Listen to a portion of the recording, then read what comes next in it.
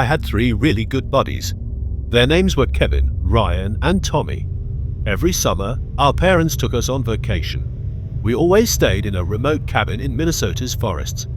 The cabin was situated on a big island in the center of Lake Vermilion. When we were old enough, our parents allowed us to visit the cabin on our own for the first time.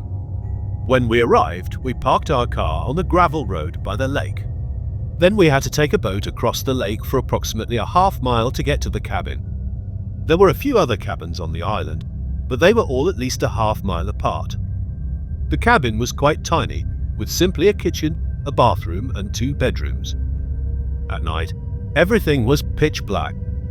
There were no street lights for miles, and the moon was the main source of light. There were no curtains on the windows, so while you slept, you could see the moon streaming down on the trees and lake outside. On the 3rd night of our journey, we lit up a campfire by the lake's edge. The moon was full, and its beautiful white glow shone across the lake. We were staring at the sky when we heard a splashing sound, like if something was moving in the water. Ryan stood up and pointed, asking, "What the hell is that?" We all looked in the direction he was pointing, looking through the darkness. After a while, I couldn't figure out what he was pointing to. I shall never forget the horror that overcame me. The hair on the back of my neck sprang up, and goosebumps appeared on my arms. I was paralyzed by fear. A woman's head was found in the middle of the lake. It was just floating on the surface of the water, staring right at us. She had light white skin and long black hair. Her hair was matted against her face. The rest of her was submerged or not even present. We tried to convince ourselves that it was just a lunatic. They are black and white birds that hunt at night by diving down into the water. We attempted to convince ourselves that it was a loon, even though it didn't look like one. We piled more wood on the fire and tried to forget about it, but it still made me uncomfortable. After about an hour, I needed to use the restroom, so I walked down to the dock's edge and peed into the lake. Looking out over the moonlit lake, I realized the object was still there, but it was considerably closer. It still resembled the woman's head, and it appeared to be staring directly at me. Its face remained incredibly pale, as if it had not been exposed in the light for years. I could easily identify some facial features, including the eyes and nose. I felt quite uneasy as I realized it couldn't be a loon. There was no way a loon could just tread water for so long. There were no ripples surrounding it either. It didn't move at all, it just stood there, stiff as a board, buried in water. I quickly zipped up my pants and dashed back up to the pier, where my buddies were gathered around the bonfire. I told them what I saw, but none of them ventured to walk down to the dock to get a better look. We tried to convince ourselves that it was only a log or a tree branch floating out in the ocean. Everyone else seemed uneasy too. None of us truly believed it. We returned to the cabin and shut the door, locking it behind us. It was late, and all we needed was sleep. None of us mentioned anything about what we saw in the lake. We were all trying to avoid discussing it. There were no curtains on the windows, and as I prepared to go to bed, I couldn't help but take one more glance.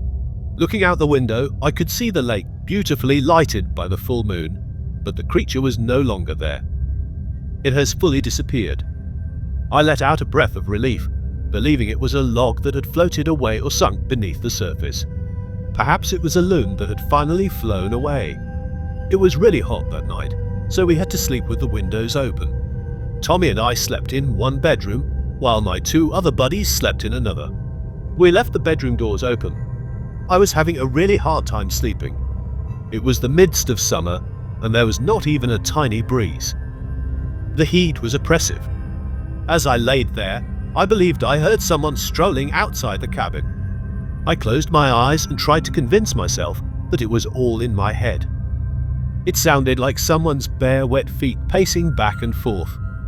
I was trembling from dread, but I was so weak that I couldn't move. The footsteps sounded like they were going up the stairs to the cabin door. I wanted to call out to my pals, but I was frozen with horror.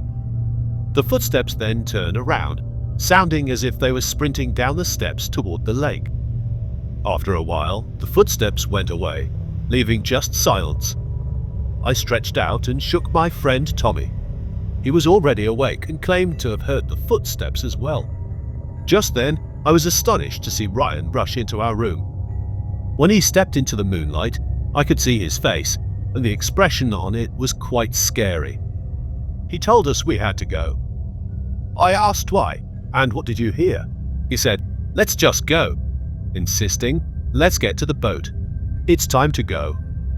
He didn't respond and hurried back into his room. We followed him and discovered Kevin seated on his bed, already collecting his belongings. Ryan was frantically scurrying around, gathering his belongings and packing them into a bag. "What's wrong?" I demanded. "Ryan, what the hell is wrong with you? Tell us." He simply stopped in his steps and gazed at me. His eyes were haunted. I'll never forget what he said. He explained that he was moving over in his bed to get more comfortable when he noticed someone looking in the upper right corner of his window. As soon as he looked at it, the face vanished. He described what he saw as long black hair hanging down the glass, ghastly white skin, and one enormous eye glaring at him. When he stated that, it chilled us to the core. We reasoned that if the face was in the upper right corner of the window, it must have been at least 8 feet tall or floating in midair. I felt like I was going to get sick. "Let's just go now," we all agreed, packing our belongings as swiftly as possible.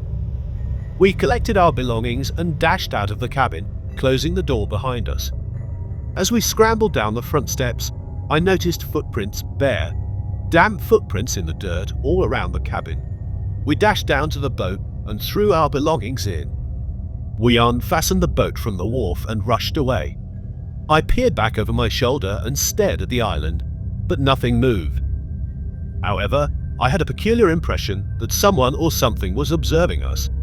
When we reached the other side of the lake, we tied up the boat, loaded our backpacks into the car, and drove away. We had been driving for approximately 15 minutes when Ryan abruptly broke down in tears. He kept repeating, "What was it, guys? What was it? What did we see?" On the way, we called our parents to let them know what had transpired. Ryan was panicking out, and we had no idea what to do. They told us to simply get home safely and swiftly. My friend's father went up to the cottage a few days later and reported seeing nothing out of the norm. However, he did add that there were bare, damp footprints all about the cabin, which he found peculiar. Whatever Ryan saw in the window struck him hard. Following his collapse, he had difficulty sleeping and had to seek therapy. They gave him some medicines to help him relax and sleep soundly. He eventually healed and was okay, but he now can't sleep unless the curtains on his window are totally closed. I still can't explain what we witnessed in the lake that night. I never returned to the cabin. Tommy and Kevin have both returned and everything is okay, but Ryan refuses to return, and to be honest, I agree with him on this.